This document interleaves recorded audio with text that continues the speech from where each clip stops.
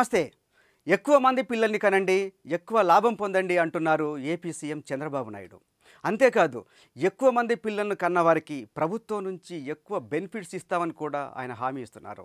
ఆయన ఏమన్నారో ఒకసారి విందాం. ఇద్దరు కంటే పైన పిల్లలు ఉంటేనే మీకు పోటీ కరువులు. మీరు ఇప్పుడు ఇద్దరు కంటే తక్కువ పిల్లలుంటే మీరు పోటీకి అర్హత లేదు. ఇదే మారిగా భవిష్యత్తులో మీ ఇంట్లో ఎక్కువ మంది ఉంటేనే ప్రభుత్వ సహాయం కూడా ఎక్కువగా ఉంటుంది. చంద్రబాబే కాదు, తమిళనాడు ముఖ్యమంత్రి ఎంకే స్టాలిన్ కూడా ఎక్కువ మందిని కనాలంటూ యువ జంటలను ప్రోత్సహిస్తున్నారు. ఒక్కో జంట కనీసం 16 మందిని కనేలా దీవించాలని ఆయన పెద్దవాళ్ళను కోరుతున్నారు. దీనికి కారణం ఏంటి? జనాభా పెరిగితే అభివృద్ధి సాధ్యమవుతుందా? ఒకసారి చూద్దాం. 33 కోట్ల జనాభా అంటే మన దేశంలో 2 రాష్ట్రాల జనాభాతో సమానమైన అమెరికా 26.7 ట్రిలియన్ డాలర్లతో ప్రపంచంలోనే సంపన్న దేశంగా ఉంది. అలాగే జర్మనీ, బ్రిటన్, ఫ్రాన్స్ 6 నుంచి 7 కోట్ల జనాభా ఉన్న ఒక్కో దేశం జీడిపి దాదాపు 4 ట్రిలియన్ డాలర్లు. ఇక అత్యధిక జనాభా ఉన్న మన దేశం కూడా 3.9 ట్రిలియన్ డాలర్ల జీడిపి సాధించి 5వ అతిపెద్ద ఎకానమీగా ఎదిగింది. అంటే జనాభాకు అభివృద్ధికి సంబంధం లేదని అర్థమవుతోంది. మరి ఎందుకు స్టాలిన్, చంద్రబాబు అధిక సంతానం గురించి మాట్లాడుతున్నారు? ఇప్పుడు చూద్దాం. మన దేశ జనాభా 143 కోట్లు. ఈ జనాభా నార్త్, సౌత్ ఇండియాల్లో ఎలా విస్తరించి ఉంది, దానివల్ల కలుగుతున్న లాభ నష్టాలేంటో చూద్దాం. దేశంలో అటు విస్తీర్ణంలో ఇటు జనాభాలో అతిపెద్ద స్టేట్ ఉత్తరప్రదేశ్. ఇక్కడ జనాభా 24 కోట్లు. ఆ తర్వాత బీహార్లో 13 కోట్లు, మధ్యప్రదేశ్లో 8.5 కోట్లు, వెస్ట్ బెంగాల్లో 10 కోట్లు, మహారాష్ట్రలో 12 కోట్ల పైనే జనాభా ఉంది. మిగిలిన నార్త్ స్టేట్స్లో కూడా జనసాంద్రత చాలా ఎక్కువే. ఇక దక్షిణాదిన జనాభా తెలంగాణలో 4 కోట్లు, ఏపీలో 5 కోట్లు, కేరళలో 3.5 కోట్లు, కర్ణాటకలో 7, తమిళనాడులో 7.5 కోట్లు మాత్రమే. సౌత్లో 5 రాష్ట్రాలు, 2 కేంద్రపాలిత ప్రాంతాల్లో కలిపి జనాభా 29 కోట్లు మాత్రమే. ఇక మిగిలిన 113 కోట్లు నార్త్ ఇండియాలోనే ఉంది. గత 50 ఏళ్లలో సౌత్ జనాభా 26.2 నుంచి 19.8% అంటే 6% తగ్గిపోయింది.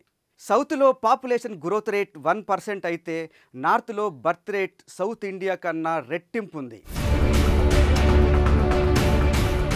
ఇక ఈ జనాభా విస్తరణ ప్రభావం అటు నిధుల కేటాయింపులోనూ ఇటు రాజకీయ రంగంలోనూ ఎలా ఉంటుందో చూద్దాం. మన దేశంలో రాష్ట్రాలకు నిధుల కేటాయింపు బాధ్యతను కేంద్రం నీతి ఆయోగ్కు అప్పగించింది. దీనికి వాళ్ళు ఆయా రాష్ట్రాల జనాభా, విస్తీర్ణం, వాటి అవసరాలను ప్రామాణికంగా తీసుకుంటున్నారు. అందువల్ల అత్యధికంగా 24 కోట్ల జనాభా ఉన్న ఉత్తరప్రదేశ్కి ఎక్కువ నిధులు వెళ్తున్నాయి. ఆ తర్వాత ఎక్కువ నిధులు వెళ్ళేది బీహార్, ఆ తర్వాత మధ్యప్రదేశ్, వెస్ట్ బెంగాల్, రాజస్థాన్, మహారాష్ట్ర. ఇక్కడ మహారాష్ట్ర విషయం చూస్తే అభివృద్ధి ఎక్కువగానే ఉన్న జనాభా 12 కోట్ల పైచులుకు ఉంది. అందువల్ల ఈ రాష్ట్రానికి కూడా సెంట్రల్ ఫండ్స్ ఎక్కువగా వెళ్తున్నాయి. నిధులు ఏ రాష్ట్రానికి ఎంత వెళ్తున్నాయో లెక్కలు చూద్దాం. ఉత్తరప్రదేశ్ రాష్ట్రం స్థూల జాతీయ ఉత్పత్తి జీడిపికి అందిస్తున్నది 8 నుంచి 9% అయితే కేంద్రం నుంచి ఆ రాష్ట్రం పొందుతున్నది 18%. అలాగే బీహార్ దేశ జీడిపికి కంట్రిబ్యూట్ చేసేది కేవలం 3 నుంచి 4% మాత్రమే, కానీ వారికి వచ్చే నిధులు 12%. అలాగే మధ్యప్రదేశ్ జీడిపికి ఇచ్చేది 4% అయితే తీసుకునేది 9%. వెస్ట్ బెంగాల్ అందుకునేది 8%, దేశానికి ఇచ్చేది అందులో సగం కూడా లేదు. ఇక సౌత్ విషయానికి వస్తే తెలంగాణ, ఆంధ్రప్రదేశ్ దేశ జీడిపికి 4 నుంచి 5% చొప్పున కంట్రిబ్యూట్ చేస్తున్నాయి. అట్లాగే తమిళనాడు 9 నుంచి 10%, కర్ణాటక 8 నుంచి 9% ఇస్తుంటే ఈ రాష్ట్రాలకు కేంద్రం నుంచి అందుతున్నది ఇందులో సగం మాత్రమే.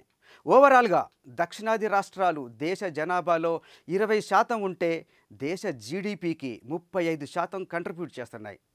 అటు సౌత్లో తక్కువ పాపులేషన్ గ్రోత్, ఎక్కువ అభివృద్ధి ఉన్న కారణంగా కేంద్రం నుంచి అతి తక్కువ నిధులు వస్తున్నాయి. ఇక్కడ పటిష్టమైన విద్యా విధానం, హెల్త్ కేర్ సిస్టమ్, ఆర్థిక క్రమశిక్షణ, నిపుణులైన యువశక్తి ఉన్నాయి. ఇటు జనాభా పెరుగుదల రేటును తగ్గిస్తూ అటు ఆర్థిక పురోగతిని సాధిస్తున్నారు.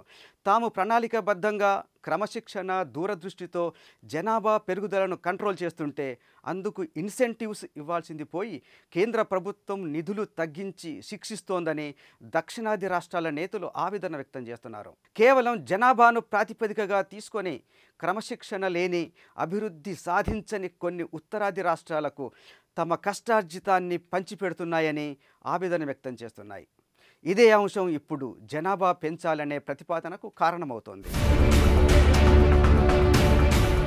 జనాభాను ప్రాతిపదికగా తీసుకోవటం వల్ల రాజకీయ రంగంలో కూడా సౌత్కి తీవ్రమైన అన్యాయం జరుగుతోంది. దేశంలో ప్రస్తుతం ఉన్న లోక్సభ నియోజకవర్గాల సంఖ్య 543. ఇందులో 5 దక్షిణాది రాష్ట్రాల్లో ఉన్నవి 129 మాత్రమే.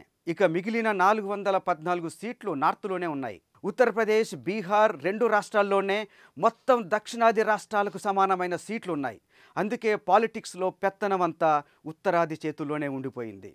ఇప్పటిదాకా దేశానికి 17 మంది ప్రధానులైతే సౌత్ నుంచి పివి నరసింహారావు ఒక్కరే అయ్యారు.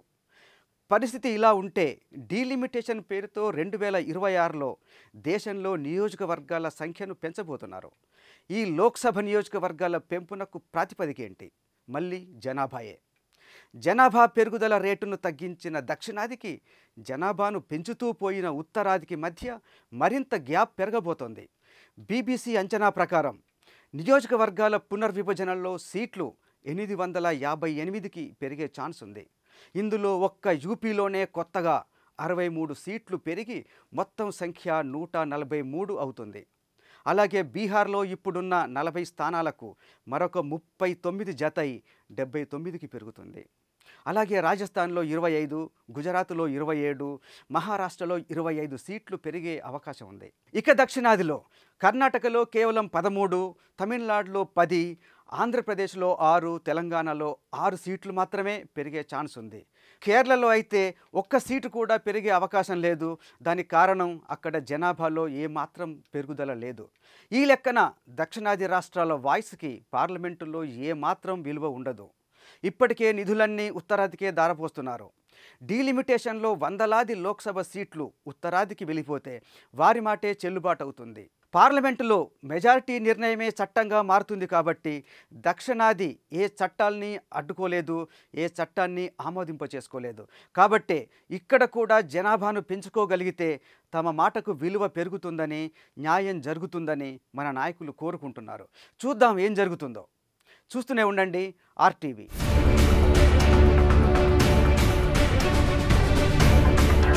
మరిన్ని వీడియోస్ కోసం ఛానల్ ని సబ్స్క్రైబ్ చేయండి. లేటెస్ట్ అప్డేట్స్ కోసం వాట్సాప్ ఛానల్ ని ఫాలో చేయండి. అండ్ లింక్ డిస్క్రిప్షన్ లో ఉంది.